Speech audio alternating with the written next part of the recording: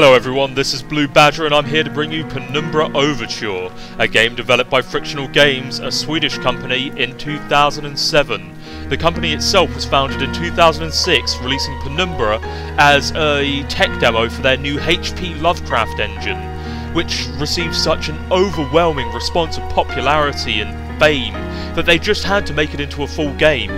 The whole thing was released on March 30th in 2007 via digital distribution only, so technically it was an indie game, and this indie game has dominated the survival horror market along with its successor, Amnesia: The Dark Descent, and I have to tell you, this is possibly some of the scariest shit that I have ever seen, and I'll be playing it on super hard tonight, lights off, midnight, and going to be playing it on hard, and I'm going to play it with you, the viewer, and we are going to get into this, and I will show you this world. So, without further ado, how about we get into it, eh? Alright, cool. Let's start. My story began in February, year 2000.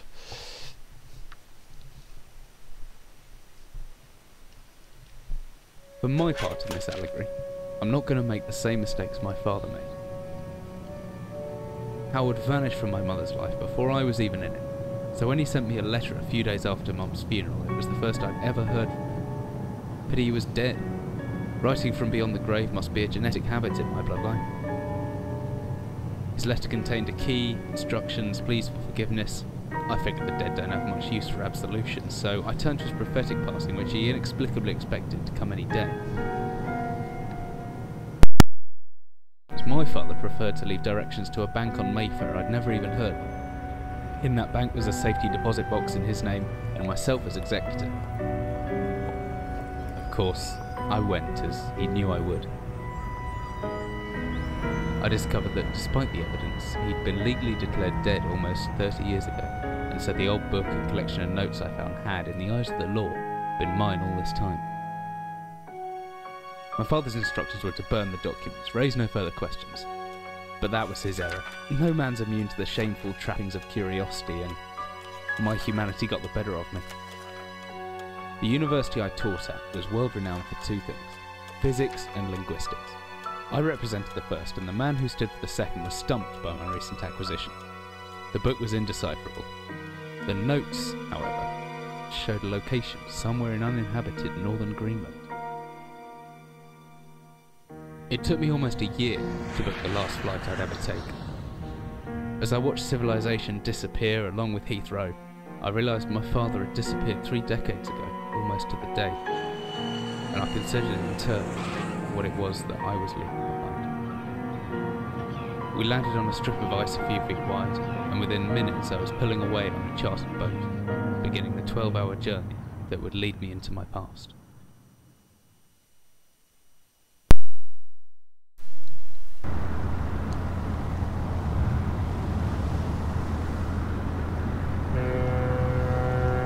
Alright, opening segment, and Philip likes to intrigue us with a bit of game-breaking dialogue. So, he's breaking our immersion right off the bat. Great job, Philip.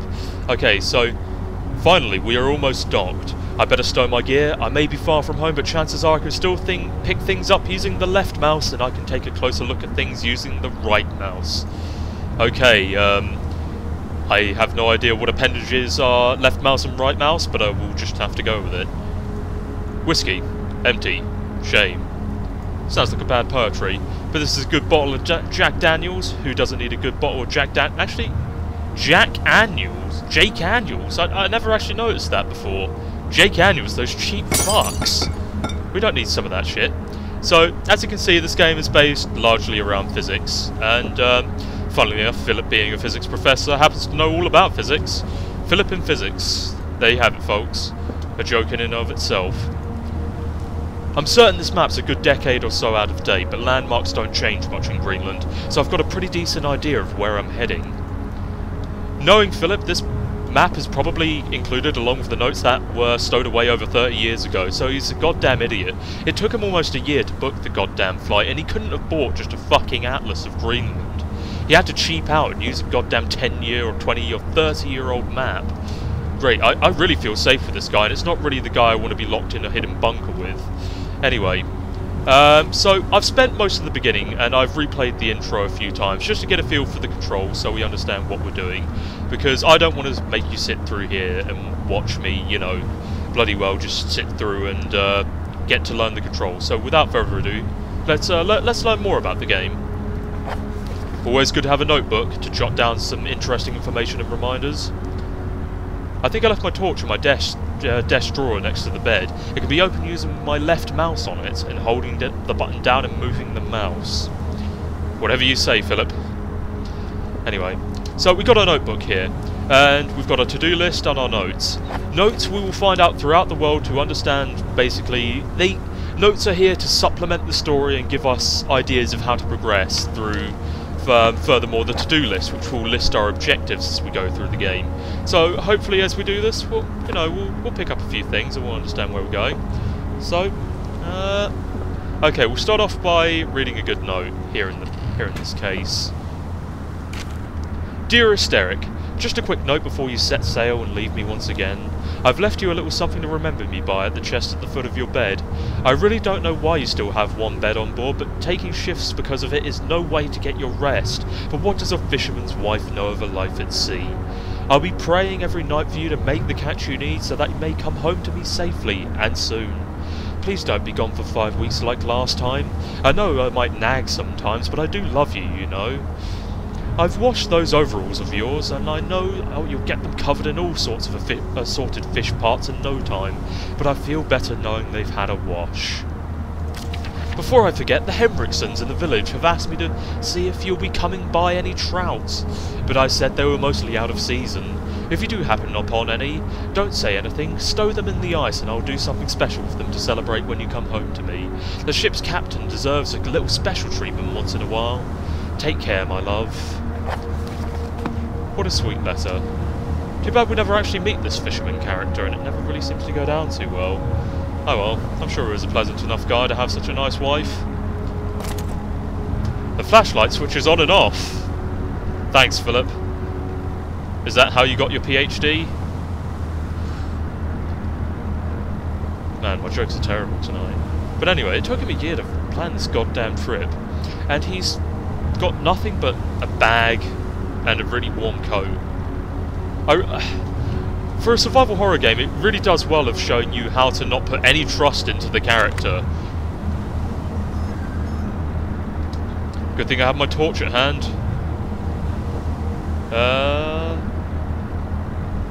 Got some flashlight batteries and a glow stick. A glow stick will do us really good, and it's good for lighting up areas close to us rather than the flashlight, which does very well of illuminating further distances. So without further ado, we've got everything going. There's nothing really else to show within this room, and we seem to have some frame rate issues, so I'll get that sorted before we progress. Just a moment. Alright everyone, welcome back to the Blue Badger-a-thon. So, we seem to have sorted out most of the frame rate issues, and it should be alright from here on in. So, without further ado, shall we continue? As I stepped off the boat, setting out into the blizzard that had formed around me, I realised how utterly devoted I'd been to the discovery of my father's past. I had no idea what to expect, and soon enough my concerns were justified. I don't know whether I lost my orientation or my spirit first, but I lost feeling my extremities soon after, and I knew hypothermia was setting in. I started looking for shelter.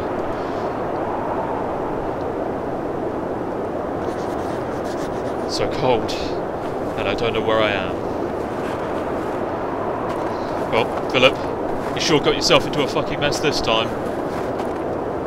Rocks, I wonder why we would need these rocks. Well, I've only played this part like 60 million times now, so I should know.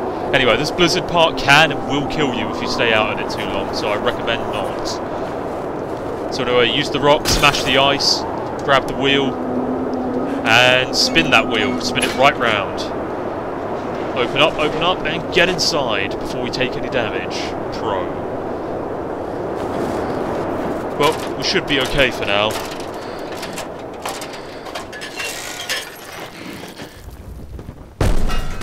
Ow.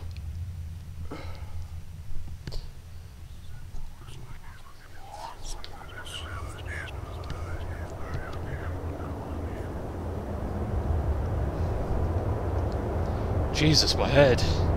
I can't believe I fell that far and survived. Although by looking around, maybe I didn't. What is this place? Well, Philip, it seems to be some sort of underground bunker. A bunker filled with ammunition. Empty boxes of ammunition. That sucks. So, before we actually jump into the meat of the action and the actual scary part of the game, I will stop here and make a new video. So, I'll see you soon.